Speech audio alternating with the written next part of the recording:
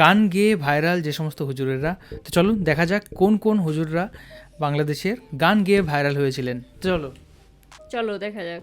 तेरी झलक शर्फी सी बल्ली বাবারে, नाम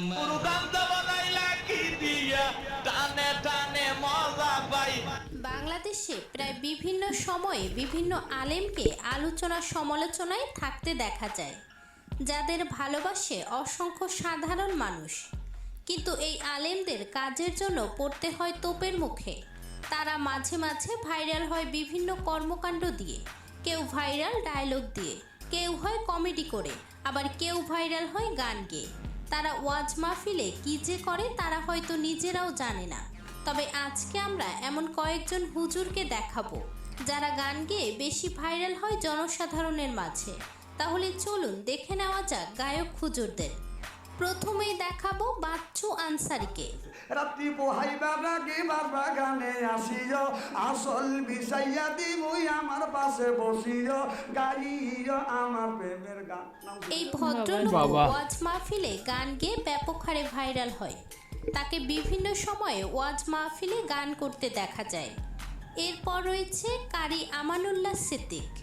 এই মানুষটি বাংলাদেশের অন্যতম পরিচিত একটি মুখ, যে খুব দীর্ঘ সময় ধরে ওয়াজ মাহফিল করে আসছে। এই মানুষটিকেও বিভিন্ন সময়ে বিভিন্ন ওয়াজ মাহফিলে গান করতে দেখা যায়। আসলে গিয়া দেখি পুরুষ মানুষ না, এটা হইলো আমগো পাড়ার মিসি জরি না আপা। তার এখন পর্যন্ত অসংখ্য গান ভাইরাল হয়েছে। তাকে বিভিন্ন সময়ে বিভিন্ন মজার গান। বিষয়ের উপর অনেক গান মজা তৈরি করে করেন। গাইতে দেখা যায়। কোরআন কোরআন দাদা কোরআন কোরআন বাদাম বাদাম দাদা। কোরআন কোরআন। ওয়াজ মাহফিলে গান গেয়ে কমেডি করে ভরপুর বিনোদন দেন দর্শকদের। এরপর রয়েছে গিয়াসউদ্দিন তাহেরি। বাংলাদেশের অন্যতম আলোচিত সমালোচিত আলেম গিয়াসউদ্দিন তাহেরি, যাকে বিভিন্ন সময় ভাইরাল হতে দেখা যায়, যার ডায়লগগুলো সবসময় ছড়িয়ে থাকে দেখে তো সোশ্যাল গম্ভীর মিডিয়াতে, মনে হচ্ছে। যার প্রতিটি ডায়লগ ভাইরাল হয় আগুনের গতিতে, যার প্রতিটি ডায়লগ দিয়ে তৈরি হয় নতুন নতুন গান। ডায়লগ কিংবা কমেডি সব ক্ষেত্রেই তাহেরি সেরা। তবে তাহেরি তার গান দিয়েও ব্যাপক ভাইরাল। মালা রাখবো না, মালা রাখবো না রে। ওয়াজ মাহফিলে তাকে প্রায় গান গাইতে দেখা যায়। এরপর রয়েছে ইলিয়াসুর রহমান জিহাদি।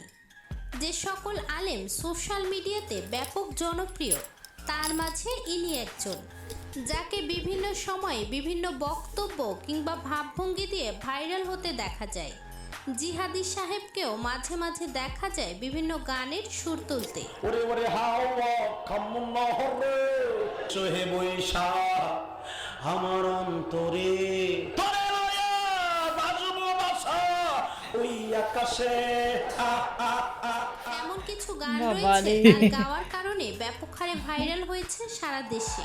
ও লালো না, ও লালো না, দেহ দিলা মন দিলা না। এরপর রয়েছে বাংলার বাবা রে। অন্যতম সেরা হুজুর গায়ক গোলাম রাব্বানী। সখীরে পার করিতে নেব আনা, তোমার বেলায় নেব সখী, তোমার কানের সোনা সখী গো। যাকে সব সময় কম বেশি ওয়াজ মাহফিলে গান গাইতে দেখা যায়। তার খুব কম ওয়াজে রয়েছে যেখানে তিনি গান গায়নি। তার অসংখ্য গান রয়েছে যা সোশ্যাল মিডিয়াতে ব্যাপক হারে ভাইরাল। বলবো না গো আর কোনদিন, ভালোবাসো তুমি মরে। গলাটা কিন্তু খুব বাংলাদেশে সুন্দর। যত গায়ক হুজুর রয়েছে তাদের সকলের মহারাজা গোলাম রাব্বানী। এরপর রয়েছে বাংলাদেশের অন্যতম পছন্দের একজন আলেম মিজানুর রহমান ওনার আজহারী। গলা খুব কিন্তু খুব তিনি সুন্দর। বাংলাদেশ সহ গোটা বিশ্বে কতটা জনপ্রিয় তা আমাদের সকলেরই জানা। এই বিজ্ঞ আলেমকেও একদিন মঞ্চে বসে গান গাইতে দেখা যায়। সুরমা গঙ্গর পড়বারি শাহজালালের উত্তর সুরি, দেশ বিদেশে বেড়াগিরি, আমরা হকল সিলোডি, আমরা হকল সিলোডি।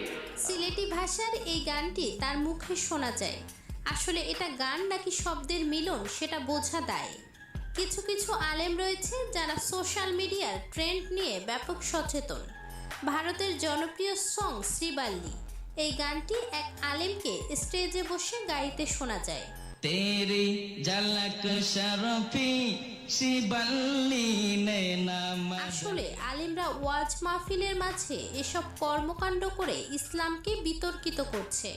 ওয়াজ মাহফিলে তাদের এই কর্মকাণ্ডগুলো দ্রুতই ত্যাগ করা উচিত। তো এখানে আমরা দেখলাম যে গান গেয়ে ভাইরাল হয়েছিলেন যে সমস্ত আলেমরা বা বক্তারা।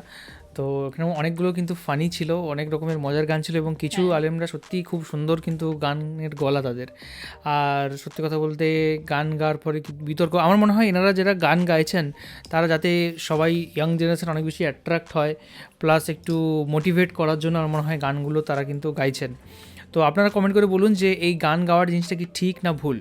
যদিও কোনো সিরিয়াস টপিক জন্য যে কোনো জায়গায় যদি কোনো কিছু হয় তখন সেক্ষেত্রে সেখানে সিনেমার গান গাওয়া মজা করে সেটা আমার মনে হয় না উচিত।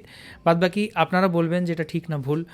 আর আমার মনে হয় যে মজার জন্য যদি করে থাকে, সেটা যদি উদ্দেশ্য হয় যে এন্টারটেনিং করা প্লাস তার মাধ্যমে নলেজ শেয়ার করা, তাহলে সেটা ক্ষতি নেই। বাদবাকি আপনারা জানান, তোমার কীরকম লাগলো বলো। হ্যাঁ, আমারও দেখে খুব ভালো লাগলো। মজা করা অবশ্যই উচিত। তারা যে ওয়াজের মাঝে মাঝে যে গানগুলো করেন সেগুলো সবাইকে মজা দেওয়ার জন্যই করেন। তবে গানটা যখন গাইবেন তখনও একটু ভেবে দেখতে হবে যে ওয়াজের জায়গায় কোন গানটা গাইলে একটু সঠিক হবে। মানে এমনি যে উল্টাপাল্টা গানের সুরে গেয়ে দিলে সেটা একটা খারাপ, যারা শুনবেন তাদেরও একটা খারাপ লাগবে যে ইনি হঠাৎ করে কেন গাইছেন।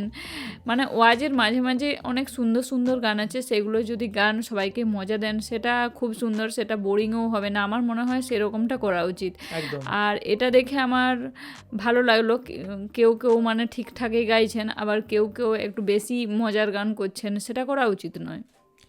একদমই, সব কিছুর একটা মাত্রা আমার মনে হয় রাখা উচিত।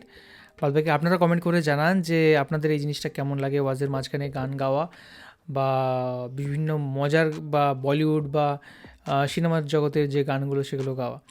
তো এই ছিল আজকের video. Thank you so much আমাদের ভিডিও দেখার জন্য। আর কোন কোন ভিডিওর উপর আমরা রিঅ্যাক্ট করতে পারি সেটা অবশ্যই কমেন্ট করে জানাবেন। আর সবাই খুব ভালো থাকবেন, সুস্থ থাকবেন, দেখতে থাকবেন আমাদের চ্যানেল। টাটা। টাটা।